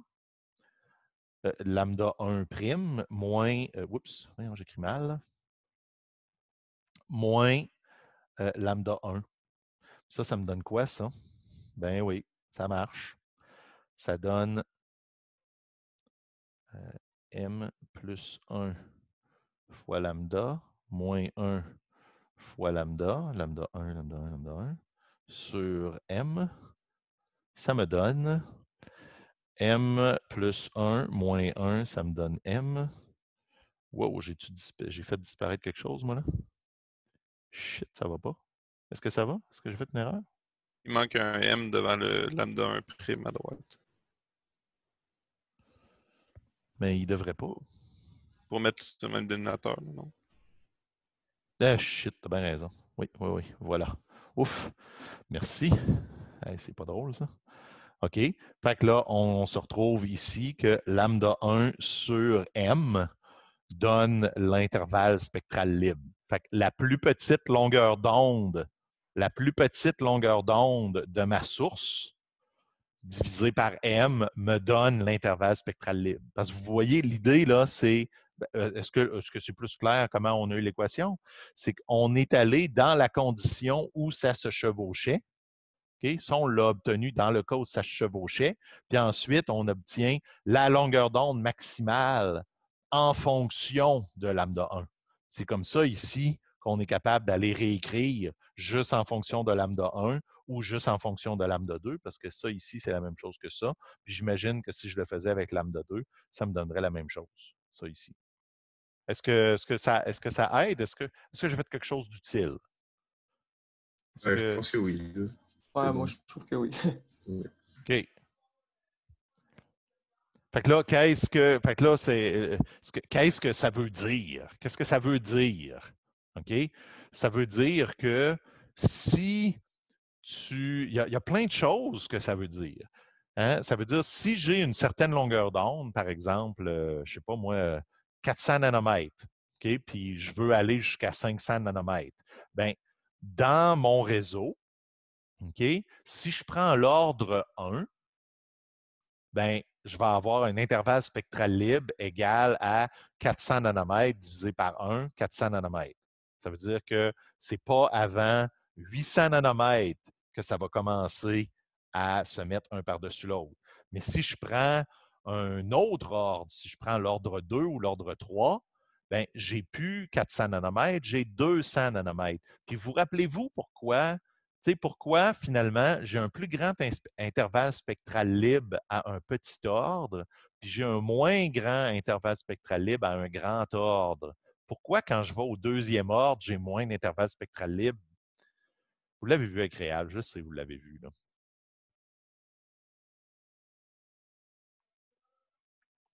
C'est parce que les autres ordres, ils séparent les couleurs encore plus vite. Hein? Vous l'avez vu que plus on va dans les ordres élevés, plus les couleurs se séparent vite en fonction de l'angle. À l'ordre 1, ils se séparent à une certaine, on va dire, à un certain taux. Et à l'ordre 2, ils vont se séparer plus vite. Ben oui, mais s'ils se séparent plus vite, ça veut dire qu'il va atteindre l'ordre 3 encore plus vite. C'est pour ça que je perds en intervalle spectral libre parce que là, je ne peux plus aller de 400 à 800 nanomètres comme je pouvais, par exemple, dans le premier ordre de mon réseau. Si je vais au deuxième ordre, ça va se séparer plus vite. Fait que j'ai une meilleure résolution, mais je ne peux pas en voir autant. Je vais avoir juste de 400 à 600. Puis si je vais au troisième ordre, bien, ça va être encore plus petit. Là. Ça va donner 166 nanomètres. Est-ce que ça aide? Il y a un intérêt pratique? Oui, vas-y. Oui. Est-ce que c'est la dispersion angulaire, ça que tu parlais? Oui. Il est juste là. Oui, oui, okay. oui. Ça disperse plus vite dans les ordres supérieurs. Bien, ça veut dire que ça va toucher l'ordre suivant plus vite. OK? J'ai donné un petit code de diffraction là, il y a quelque temps là, avec des réseaux. Là. Attends un peu. Si vous voulez, si vous avez du temps, là, moi, j'ai rien que ça du temps. OK? Puis, de toute façon, je suis là pour vous. OK? Mais si j'allais dans mon desktop, puis j'allais dans mon petit terminal, vive le terminal. Qui aime le terminal? Yeah, vive le terminal. OK, personne. OK, je m'en vais ici. Je m'en vais dans mon GitHub qui a quelques petites sections de code. Je m'en vais dans mon code de diffraction. Je m'en vais en Python. Je m'en vais dans... C'est-tu le bon? OK, ça, c'est pas grave. Oui, diffraction, Python, diffraction 1D. OK. Hein, vous vous rappelez qu'on a vu ça, là, je vous ai montré ça. Hein, vous voyez, tout le monde voit mon écran. C'est tout du code que vous pouvez aller utiliser pour voir comment ça fonctionne. OK? Puis ce que je veux vous montrer, c'est le dernier, pas celui-là, ni celui-là, c'est celui-là. OK? Regardez ça ici. Là. Regardez ça, comment c'est beau. OK? Est-ce que tout le monde voit? Oui? Est-ce que je vais annoter, là? Attention, là. Oui, je vais faire des dessins. Êtes-vous prêts? Voyez-vous, j'ai envoyé dans un réseau. OK? J'ai envoyé dans un réseau 3 couleurs. Regarde, avec un petit calcul simple. Là, OK? Qu'est-ce que ça a donné? Les 3 couleurs se sont séparées. Regardez comment ils ont, en fonction de la position ici ou de l'angle, hein, c'est parce que c'est la même chose. Vous voyez ici que, ils se séparent, mais pas tant. Regardez, ici, ils sont beaucoup plus séparés. Okay? Ils sont beaucoup plus séparés à l'ordre 2. Puis si j'avais vu l'ordre 3, ils seraient encore plus séparés. Vous voyez ici, là, la séparation entre les deux, c'est bien plus grand que la séparation entre les deux ici. Parce que l'ordre 1, c'est bien cool. Il marche très bien, puis il a un bon intervalle spectral libre. Il ne sépare pas autant. Oui, mais l'autre, il sépare plus. Mais vous voyez bien que le bleu, à un moment donné, qui est ici, okay, le bleu, là, je vais prendre mon petit pointeur laser. Vous voyez, le bleu qui est ici, assez vite, il va aller chercher l'autre ici, puis le vert ici, il va aller chercher l'ordre 3 parce qu'il se sépare plus vite. Est-ce que vous le voyez, ça? Est-ce que vous le voyez? Ouais. Fait que dans les réseaux de diffraction, il y a des ordres. Fait que souvent, on va prendre le premier ordre, mais dans la spectroscopie de haute résolution, on va essayer d'aller chercher les autres ordres. Puis on va construire un réseau qui va maximiser la puissance dans l'ordre 2, par exemple. OK? Comment on fait ça? Hein? Comment on fait ça? Comment je fais pour envoyer, mon Dieu Seigneur, comment je fais pour envoyer la puissance dans le bon ordre, dans l'ordre que je veux? Avec un réseau de phase. Oui, on met un réseau de phase parce que la fonction de phase qu'on met dans la fente n'affecte pas la partie réseau. OK? Il y a deux aspects séparés dans les réseaux de diffraction. Il y a la fonction de fente, puis il y a la fonction de répétition. Fait que si ici, on s'en doute tout de suite, qu'est-ce qu'il y avait dans mon masque de phase? De quoi il y avait l'air, mon masque de phase? Si ça a l'air de ça ici, vous le voyez tout de suite. Vous le voyez tout de suite, tout de suite, tout de suite. C'est super évident. Ça devrait être intuitif pour tout le monde. Y avait-tu quelque chose dans mon masque de phase? Il n'y avait rien. Pourquoi il n'y avait rien? Pourquoi je le sais qu'il n'y avait rien? Parce que toute la puissance est allée dans la puissance maximale est dans l'ordre 0, ici. OK? Puis c'est symétrique des deux bords. Fait que c'était juste des fentes avec rien. OK? C'est quand que je mets si dans ma fente, là, je vais essayer de le dessiner, attention, là. Attention, ça ne sera pas facile. Mais si dans ma fente, j'avais mis un prisme comme ça ici, OK? Puis dans l'autre fente, il y avait aussi un prisme comme ça, puis dans l'autre fente, il y avait encore un prisme comme ça, bien, la lumière, quand elle arrive, elle diffracte vers où? Vers là, vers là, vers là. On a encore la partie réseau qui fait que ça interfère, mais là, la partie de la fente va m'aider à maximiser la puissance pour qu'elle aille dans l'ordre 1 ici, au lieu de l'ordre 0, comme ça ici. OK? Fait qu'il va en avoir quand même la puissance ici, mais la puissance maximale va être dans l'ordre 1. Si je refais les fameux calculs que j'étais en train de faire il y a 10 minutes, OK? Je le refais. OK? Quand il y a un masque, oups, là, je vais tout effacer. OK? Quand je le refais, OK, ça, c'est une fente ordinaire. Mais regardez, quand j'ai une fente qui a un masque de phase, OK, regardez là, celle-là, là, c'est juste de plus en plus de fentes. Fait que j'ai de plus en plus d'interférences, puis j'ai de plus en plus des pics minces. Mais si je mets un masque de phase, qu'est-ce que ça a fait? OK, le masque de phase, il a tassé le patron de diffraction. Puis ça, c'est une fente, une seule fente. Mais si j'en mets plusieurs, je vais avoir exactement la même chose. Ça se répète, mais en dessous. Mais ça, l'ordre ici, l'ordre en plein milieu, ce n'est pas l'ordre 0, c'est l'ordre 1. L'ordre 0, il est toujours ici, parce que l'ordre 0 dépend uniquement de la répétition. Il dépend du fait qu'on a un réseau. Mais le pic ici, c'est l'ordre 1. C'est encore l'ordre 1, sauf que là, j'envoie plus de puissance dedans. C'est donc cool. Parce que moi, je ne veux pas gaspiller ma puissance. Un cave, voyons donc. Pourquoi j'enverrais ma puissance dans l'ordre 0 qui ne sert à rien? Pourquoi je ferais exprès pour avoir des mesures qui sont dures? Okay? On fait ça parce qu'on veut envoyer la majorité de la puissance dans l'ordre qui nous sert à séparer les couleurs. Est-ce que c'est utile? OK? Gênez-vous pas pour aller explorer dans le petit code Python. Des fois, ça peut donner de l'intuition. Est-ce que ça aide? Oui, non? Oui, beaucoup. OK, c'est bon. Fait que, gênez-vous pas. Est-ce que tout le monde est à l'aise avec Python? Est-ce que Python, c'est comme mystérieux ou bien ça marche? Quand on vous envoie du code Python, là, dites-vous, ah, shit. Ou vous dites, non, non, non, ah, c'est beau, ça m'aide. Ou finalement, personne n'a installé Python. Est-ce que vous savez que Python, c'est un langage de programmation?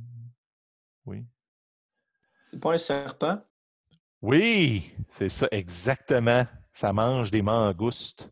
C'est vraiment des langoustes ou des je ne sais plus trop quoi. Ben oui, c'est un python. OK. Fait que, est-ce que vous avez le réflexe? Moi, je suis curieux, là, je vais vous poser, je reconnais tous vos noms en plus. Là, vous êtes ceux qui t'offrent le plus longtemps. C'est, tu sais, quand on vous envoie vers du code Python, ça vous mélange plus que d'autres choses ou ça vous aide? Gênez-vous pas, parlez, on est juste 10 de toute façon. Hein. Ben, comme je l'ai écrit dans le chat, là, je pense que qu'est-ce qui rebute le plus de gens, c'est de prendre le temps de comprendre le code. Là, parce qu'on est comme tous à l'aise avec Python, c'est juste de. C'est quand c'est dans un cours, puis c'est pas obligatoire là, de prendre le temps de comprendre le code. Des fois, on le fait pas. Là. Ouais, OK. Fait que le petit code de diffraction, mettons, là, je ne sais pas ceux qui l'ont regardé, mais tu sais, il n'était pas si compliqué que ça. Ou est-ce que des fois, vous trouvez que notre code, il est compliqué? Est-ce que, en général, vous trouvez que le code qu'on peut vous donner, finalement, est quand même pas simple? C'est ça? Il y a un certain, wow, mon Dieu, il y a beaucoup de choses. C'est pas nécessairement lisible, finalement? Ben, je Non, pense que mais c'est pas si complexe. là. C'est juste que c'est pour vous quand même prendre le temps, là, vu qu'on n'est pas des programmeurs aguerris. OK. OK. Ouais, je pense que c'est juste on est moins habitué. Fait on finit toujours par le comprendre, mais des fois, ça peut prendre plus de temps à comprendre. Fait que OK. c'est ça. Puis, quand il y a des commentaires dans le code, ça aide-tu ou ça aide pas? Ou qu'est-ce qui vous aiderait à mieux comprendre le code? Ouais, les commentaires, moi, je trouve que ça aide, là. Ça aide à comprendre, mais c'est OK. quoi le but derrière les lignes? OK, OK. Puis, il y en a-tu juste par hasard, là, c'est moi qui est curieux, là, il y en a-tu qui ont regardé le code de Ray Tracing en Python là, que j'ai mis sur le web, là, puis qui existe depuis toujours? Là? Est-ce qu'il y en a qui l'ont regardé un peu pour voir à quel point il était peut-être pas si épeurant que ça? Est-ce qu'il y en a qui ont eu le temps de le regarder? Je l'avais utilisé là, pour un devoir. Moi, Puis, j'ai regardé aussi. puis Ouais, c'est-tu je- absolument incompréhensible ou c'est pas si pire ou. Non, ça a pris 45 minutes juste pour comprendre un peu comment ça marche. Puis après ça, c'était bien chill. Puis, mais avez-vous regardé le code? Avez-vous regardé comment il marche? Non, je ne vais pas regarder les codes, j'ai juste Ah, utilisé. OK, OK, OK. je pense que c'est l'aspect non obligatoire qui fait qu'on veut pas Ouais, prendre du temps à faire ça. Ouais, vraiment. ouais, Si vous OK. donniez un devoir qu'il faut programmer ou je sais pas, là, ça se peut être Ouais, intéressant. Il y a des profs qui font ça. Là. OK, En plus, OK. c'est le fun, là. Ça montre la puissance de cet outil-là. Là. Quand c'est obligatoire, je trouve que ça motive, puis ça. D'utiliser le code en optique, je pense que c'est vraiment pertinent. Ouais, OK, OK. Parce que rendu dans le cours d'optique, vous avez fait le cours de Python, c'est ça? Tu sais, vous en avez fait. Tu sais, là, c'est rendu que vous êtes supposé être. Vous avez les bases. Fait que ce que vous manquez, c'est d'expérience. C'est ça? Oui, oui. Ouais, OK. OK, OK, je comprends. Ben, Peut-être dans chaque chapitre, mais mettre en lien un code lié à ce chapitre-là. Mettons la distraction, tu mets le lien directement vers le code, fait que c'est plus facile de se retrouver, mettons.